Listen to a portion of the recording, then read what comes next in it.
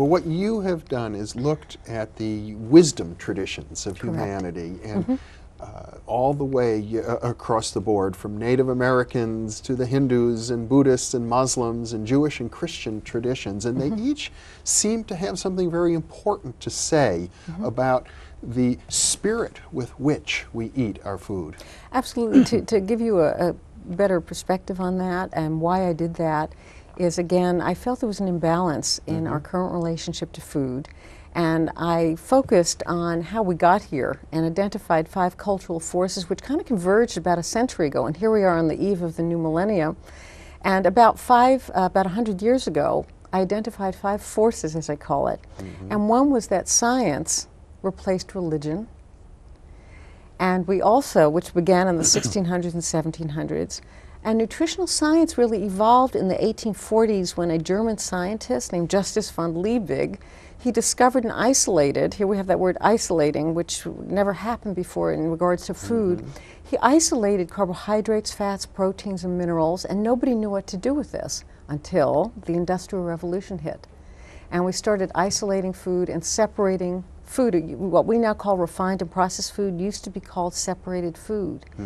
And people in China and Japan who went from brown rice to white rice, and people in England and America especially who went to mostly whole grains to white flour products, including pasta, all of a sudden diseases of malnourishment started surfacing, beriberi and pellagra, and the powers that be, food industry and nutritional science, emerged and merged together because we started enriching food, adding back the vitamins and minerals we knew about at the time, 70 or 80, 90 years ago.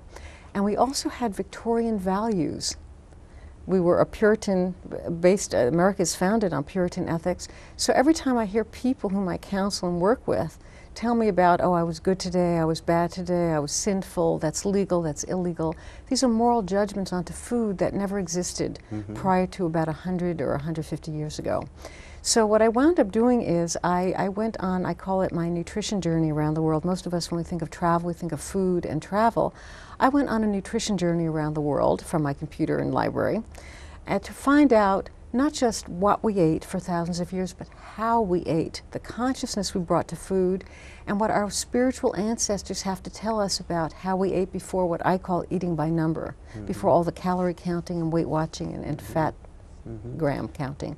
Well, I myself was raised in the Jewish tradition, and I know there are many dietary laws, and I have to say, when I grew up, that's really how they were presented. These are the laws, and some people said, well, yes, it's healthier that way, and other people would say, well, it doesn't matter, it has to do with this is what God wants you to do, who cares whether it's healthy or not? But they're really, as I was raised in the Midwest, in a sort of conservative Jewish congregation at the time, there wasn't any strong sense about the consciousness of eating. It was just sort of, here's some laws. I think it's something we've lost over the millennia, over the centuries. What I think is happening now compared to where we were for thousands of years in our evolution is, I think where we are today is most of what we get is what I call dietary dogma. All these shoulds and rules and regulations. So my intention was not just to explore what our spiritual ancestors and these wisdom traditions and cultural traditions have to tell us about how to eat, but my intention was to dig behind the initial spiritual intention behind the food-related beliefs and rituals that evolved over the centuries, including, of course, Judaism. Well, one of the things you focus on, which I really do appreciate and found quite fascinating, is the notion of a blessing that is said before eating. Well, in the Jewish tradition, for example, most of us think that the Jewish dietary laws, the kosher dietary laws, are antiquated, outdated. Gee, nobody gets trichinosis anymore, why can't you have pork? But again, when I started digging this up, the rabbi whom I interviewed, Rabbi Harold Schulweis in Southern California, he commented that while all flesh is not forbidden in Judaism, what is forbidden is particular animal foods. And the animal foods that are forbidden is based on, I quote, the refined consciousness of the animal. And I thought, what do you mean by that? And he said the animals that are forbidden are animals that take the lives of other animals to survive. So for example, an eagle would never be included in the Jewish dietary scheme. And shellfish are forbidden. And shellfish live on the bottom of the ocean and eat waste, consume waste and bones of other animals, of other fish. And my husband, who grew up on a farm, he told me that if a pig is protein deprived, the pig will eat its own young. So the concept in Judaism, I believe, and Leon Kass has written a wonderful book about this, he believes that it is the place of the animal in the universal whole that is really behind the Jewish dietary laws, what they're eating, the consciousness of the animal, and how they are living in this world. So the concept of refined consciousness is quite extraordinary.